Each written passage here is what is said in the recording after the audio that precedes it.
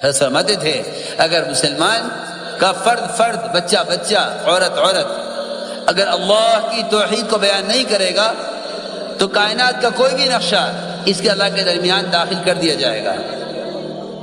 اس سے کہا جائے گا آؤ تم بھی ہمارے ساتھ آؤ، جس طرح ہم زمین سے غلہ لے کر زمین کا شکریہ ادا کر رہے ہیں تم بھی ہمارے ساتھ شامل ہو اور تم بھی کہو تم بھی زمین کا شکریہ ادا کرو. نہیں، ہم نہیں کریں گے، ہم نہیں کریں گے. کیوں؟ اللہ کرنے والے ہیں. ابراہیم علیہ السلام نے سب سے پہلے ان تمام کائناتی شکلوں کا انکار کیا کہ یہ ستارہ ہے، اس سے کچھ ہوتا ہو، یہ غائب ہوا کہ یہ چاند ہے، اس سے کچھ ہوتا ہو، یہ غائب ہوا کہ یہ سورج ہے، یہ بڑا ہے، اس سے کچھ ہوتا ہو. تمام شکلوں کا انکار کرتے کرتے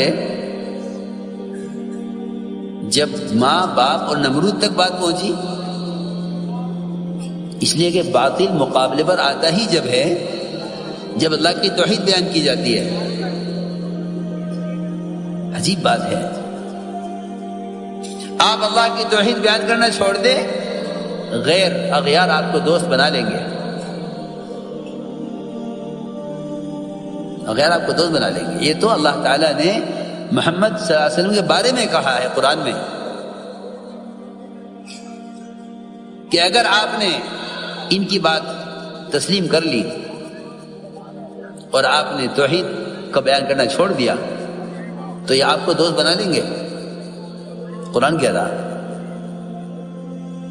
جسے لَاتَّخَذُوا کا خلیلا، یہ تو آپ کو دوست بنا لیں گے. ان کے آپ کو دوست بنانے میں صرف اتنی سی بات ہے، وہ یہ نہیں کہیں گے آپ نماز نہ پڑھیں، وہ یہ نہیں کہیں گے کہ آپ روزہ نہ رکھیں، وہ یہ نہیں کہیں گے آپ زکوٰۃ نہ دیں.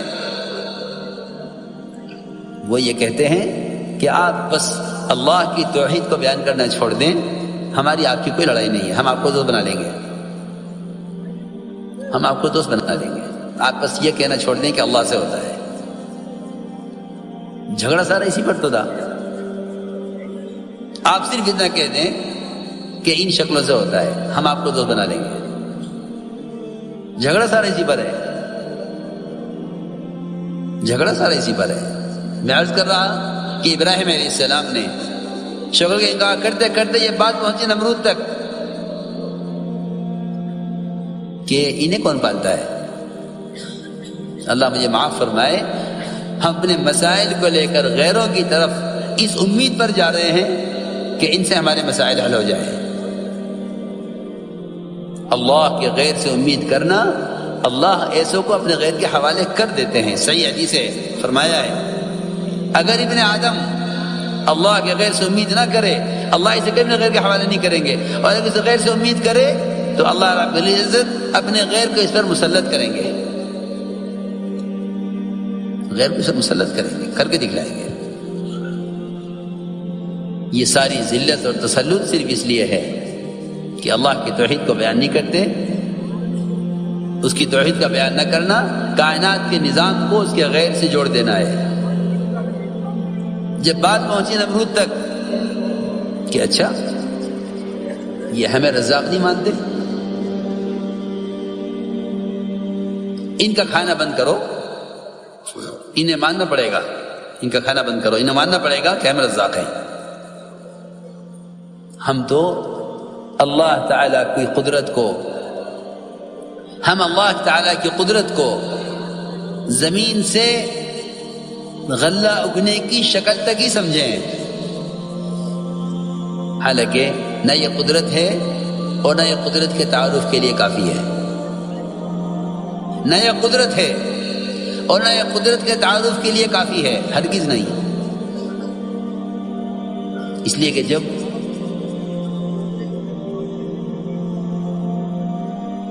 کمائی کے نقشوں پر غیروں کا قبضہ ہو جائے گا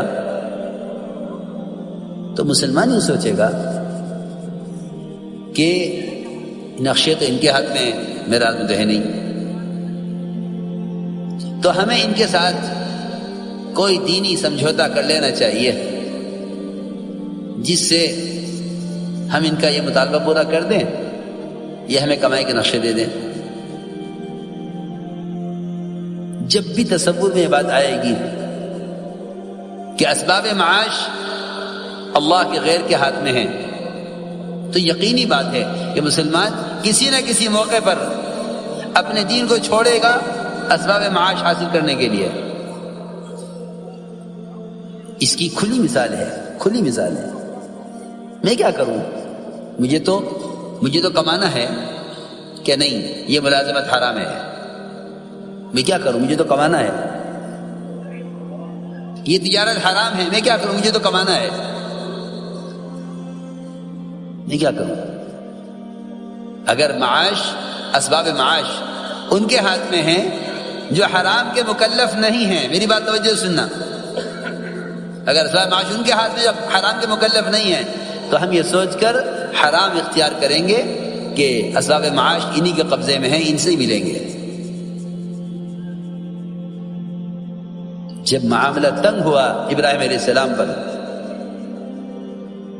معاملہ تنگ ہوا ابراہیم علیہ السلام پر، اور اس نے طے کر لیا کہ انہیں کھانا نہیں ملے گا تو جائیں گے کہاں؟ میرے پاس آئیں گے. میرے پاس آئیں گے، جائیں گے کہاں؟ جس اللہ مجھے معاف فرمائے، ہم نے اجتماعی طور پر یہ سوچ لیا ہے کہ بھئی ہمارا تو کوئی پرسان حال ہے نہیں. میں قسم کھا کر کہہ سکتا ہوں اگر مسلمان اپنے آپ کو قوم سمجھے گا تو پھر یہ قومیت کی بنیاد پر مغلوب ہو کر رہے گا. مسلمان قوم نہیں ہے، اسلام قومیت کا نام نہیں ہے، اسلام قومیت کا نام نہیں ہے، اسلام اطاعت کا نام ہے. مسلمان کسی قوم کا نام نہیں ہے.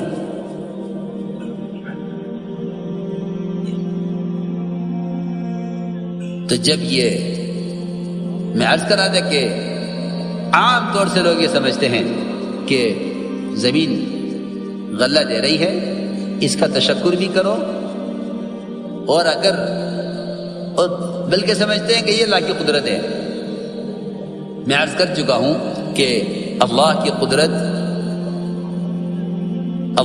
قدرت کے تعارف کے لیے بھی زمین سے غلے کا اگنا ناکافی ہے. اور یہ سمجھنا کہ یہ اس میں اللہ کی قدرت ہے، یہ تو ممکن ہی نہیں ہے. قدرت اللہ کی ذات میں ہے. قدرت اللہ کی ذات میں ہے. کائنات کے کسی نقشے میں قدرت نہیں ہے، سب قدرت سے بنے ہوئے ہیں.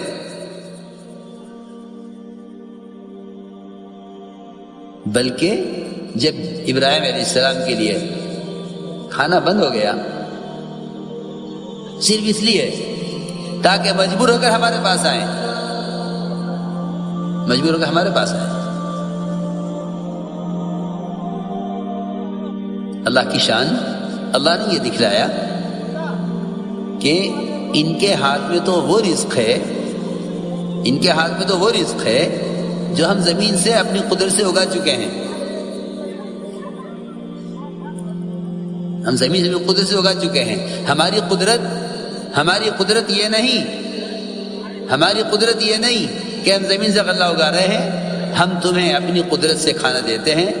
جو بوری مٹی کی بھری ہوئی گھر کی مرمت کے لیے لا کر رکھی گئی تھی، اللہ نے اس پوری مٹی کی بوری کو آٹے میں تبدیل کر دیا. رزاق ہم ہے، رزاق ہم ہے. تو ہماری قدرت کی اہمیت سمجھو کہ ہم زمین سے غلہ دینے کے پابند ہیں. اس لیے میں عرض کر رہا ہوں کائنات اللہ کا ضابطہ نہیں ہے، کائنات اللہ کا ضابطہ نہیں ہے. اللہ کا ضابطہ اللہ کا دین ہے. تم حکم پورا کرو، ہم تمہیں قدرت سے پالیں.